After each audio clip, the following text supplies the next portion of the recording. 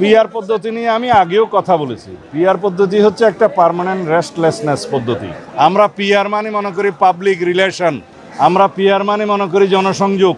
এখন সবাই জনসংযোগে আছে, সেই পিআরে আমরা বিশ্বাস করি। এই দেশের গণতন্ত্র উত্তরণের পথে যারাই বাধা সৃষ্টি করবে এবং কোনো রকমের ষড়যন্ত্র করবে, সে দেশি হোক বিদেশি হোক, তাদেরকে তারা প্রতিহত করবে। কোনো দল যদি বিভ্রান্তি সৃষ্টি করে, নির্বাচনের পথে বাধা সৃষ্টি করে, জনগণ তাদেরকে চিহ্নিত করবে এবং রাজনৈতিকভাবে তাদেরকে প্রত্যাখ্যান করার সম্ভাবনা আছে। পিআর পদ্ধতি নিয়ে আমি আগেও কথা বলেছি। পিআর পদ্ধতি হচ্ছে একটা পার্মানেন্ট রেস্টলেসনেস পদ্ধতি, যার মধ্য দিয়ে দেশে এবং বিভিন্ন দেশে এটা দেখা গেছে একটি অস্থিতিশীল পরিস্থিতি বিদ্যমান থাকে সব সময়ের জন্য, এবং কোনো স্থায়ী সরকার ব্যবস্থা প্রতিষ্ঠিত হয় না সুষ্ঠু প্রক্রিয়ায়।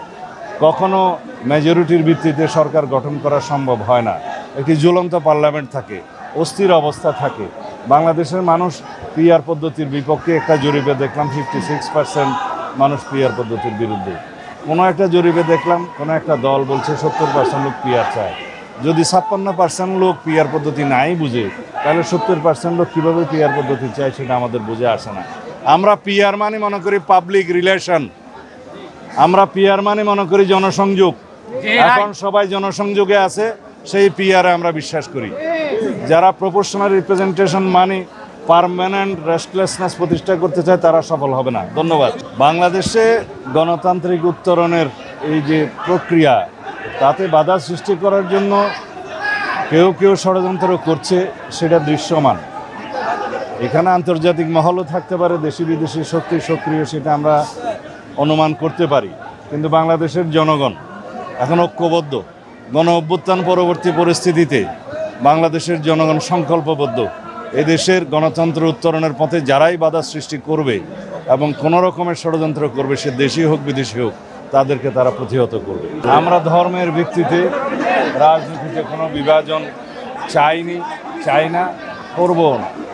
সুতরাং বাংলাদেশের এই ভূখণ্ডের মধ্যে সকল ধর্ম বর্ণের, সকল গোত্রের, সকল ভাষাভাষীর, সকল সংস্কৃতির মানুষকে নিয়ে একটা সমন্বয়ের রাজনীতি বাংলাদেশ জাতীয়তাবাদী দল করে, এবং এর অংশ হিসেবে আমরা বাংলাদেশের সকল মানুষকে নিয়ে ঐক্যবদ্ধভাবে একটি সুষ্ঠু গণতান্ত্রিক চর্চা করতে চাই।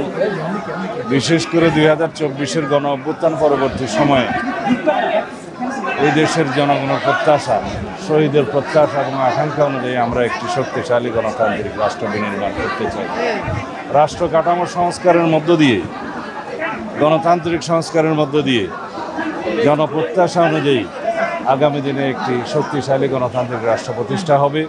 এই লক্ষ্যে আমাদেরকে আগামীতে বাংলাদেশে একটি জাতীয় সংসদ নির্বাচনের জন্য সবাইকে অংশগ্রহণ করতে হবে।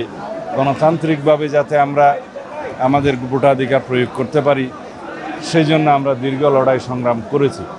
আজকে সেই অধিকার প্রায় প্রতিষ্ঠা হওয়ার পথে, পূর্ণাঙ্গ প্রতিষ্ঠা হবে যেদিন আমরা সুষ্ঠু নিরপেক্ষ একটি সুন্দর জাতীয় সংসদ নির্বাচনে আমাদের নিজেদের ভোট প্রয়োগ করতে পারব, জনগণের ভোটাধিকার প্রয়োগ করতে পারবে। সেই জন্যেই আমরা প্রতিনিয়ত সবাইকে আহ্বান জানাচ্ছি, আগামী জাতীয় সংসদ নির্বাচন হবে বাংলাদেশের গণতন্ত্রের পূর্ণাঙ্গ প্রতিষ্ঠার জন্য একটি সফল পরীক্ষা। সুতরাং বন্ধুগণ, আমাদের মধ্যে যেন কোনো বিভাজন না থাকে, সকল রাজনৈতিক দলকে আহ্বান জানাই, বাংলাদেশের সকল জনগণকে আহ্বান জানাই, আমরা যেন একটা গণতান্ত্রিক প্রক্রিয়ায় উত্তরণ করতে পারি খুব সুন্দরভাবে। সেই জন্য আমরা সবাই মনোনিবেশ করি। আমরা অবশ্যই স্বীকার করব, বাংলাদেশের সকল জনগণ এখন নির্বাচনমুখী। বাংলাদেশে এখন নির্বাচনের আমেজ চলছে, আবহাওয়া চলছে। সকল প্রার্থীরা, সম্ভাব্য প্রার্থীরা এবং জনগণ ভোটের জনসংযোগে আছে। এই অবস্থায় কোনো দল যদি বিভ্রান্তি সৃষ্টি করে, নির্বাচনের পথে বাধা সৃষ্টি করে, জনগণ তাদেরকে চিহ্নিত করবে এবং রাজনৈতিকভাবে তাদেরকে প্রত্যাখ্যান করার সম্ভাবনা আছে।